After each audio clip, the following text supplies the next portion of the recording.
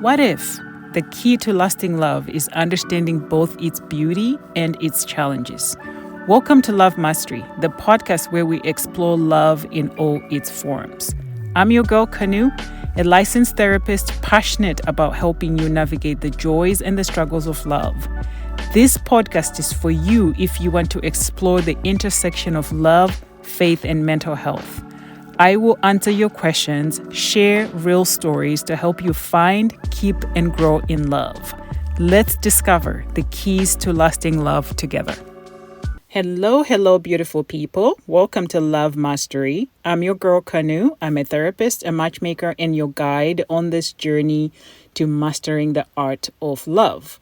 Today's episode is for anyone standing at a crossroads, wondering if love is still possible after a major life transformation. Maybe you have left behind a version of yourself you no longer recognize. You've done the hard work to heal from maybe an addiction, or you have survived a really bad divorce, or overcome obstacles that felt impossible at the time. And now, here you are asking yourself, I have done so much healing.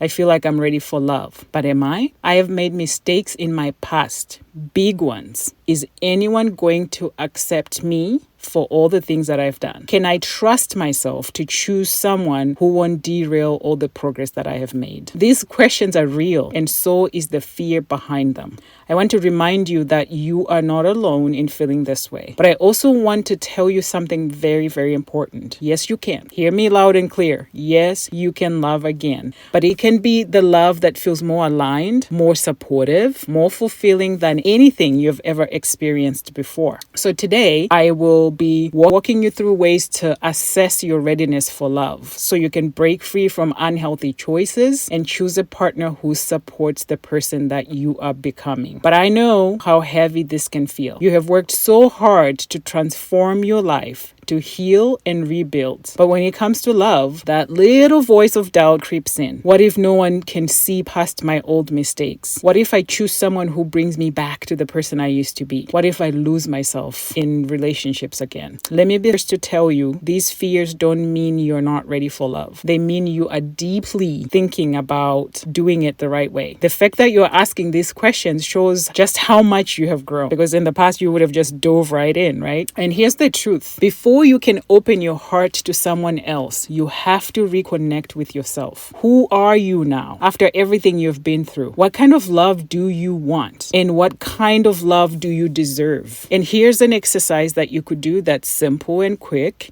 You could write down 3 things you want to feel in your relationship. Then ask yourself, how can I create those feelings in my life today? Because the love you seek starts with how you show up for yourself. If you want a relationship filled with kindness, show kindness to yourself first. If you want to feel deeply valued, start valuing yourself in your everyday choices. This is the foundation for the kind of love that will lift you up, not hold you back. One of the biggest challenges after a major transformation is recognizing and breaking free from the old habits, right? So maybe in the past you gravitated towards people who didn't respect your boundaries, or you gave too much of yourself trying to prove your worth. Maybe you stayed in relationships that didn't feel right because you didn't believe you deserved better. But here's what I want you to hear. You are not the same person you used to be. You have grown. You have changed. You have learned. And that means you don't have to repeat the same cycles. For my Christians out there, I think about 2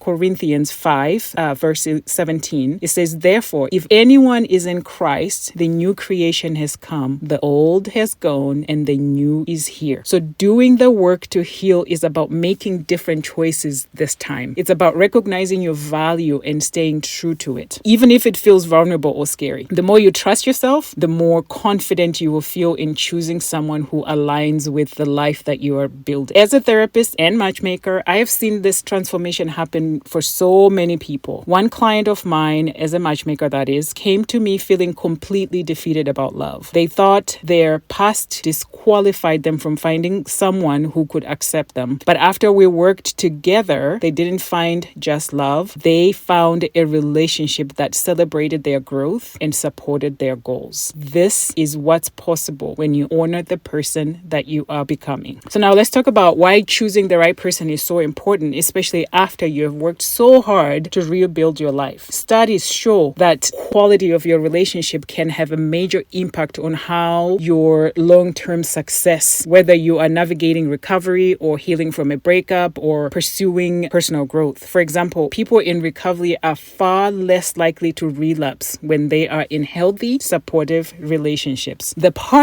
right partner will encourage your growth, celebrate your progress, and love you for who you are, not for who you were. On the other hand, the wrong person can make you feel stuck, second guess yourself, or even pull you back into behaviors you have worked so hard to overcome. So how do you find the right person? I know you're asking that question. By being honest about your journey and staying true to your values. Don't rush. Take your time to really get to know someone and see how they show up for you. When you align with someone who shares your vision for life, love becomes a partnership that helps both of you thrive. I know this can feel scary. Trust me, I know this. Opening your heart again after everything you've been through takes courage. But I want to remind you that fear doesn't mean you're not ready. It means you're stepping into something meaningful. The key is to trust yourself, trust the work you've done to heal, trust that you are capable of making choices that honor your growth, and trust that you are worthy of the love that supports and uplifts you. Every step you take to open your heart, even if it's just a little, creates space for something beautiful to enter your life. And remember, you don't have to do this alone. Surround yourself with people who uplift you, whether it's friends, community, or a therapist or a matchmaker who can support you along the way. So as we close on this wonderful episode that I was so excited to create, I want to leave you with this thought. The way you love yourself sets tone for how others will love you. Every time you show yourself compassion, every time you choose your own growth, you are preparing yourself for a love that feels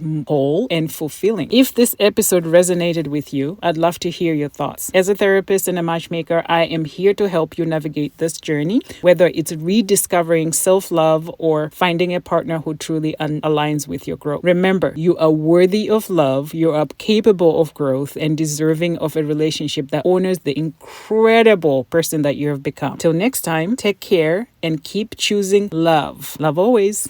Thank you so much for tuning in to Love Mastery. I want to hear from you. Your love stories, funny dating moments, confessions, updates, or even the questions that you've been dying to ask. So send your Dear Kanu messages to kanukayi@gmail.com. And don't forget to follow, share this podcast with someone who needs it, and join the journey as we learn, laugh, and grow in love together. See you next time. Love always.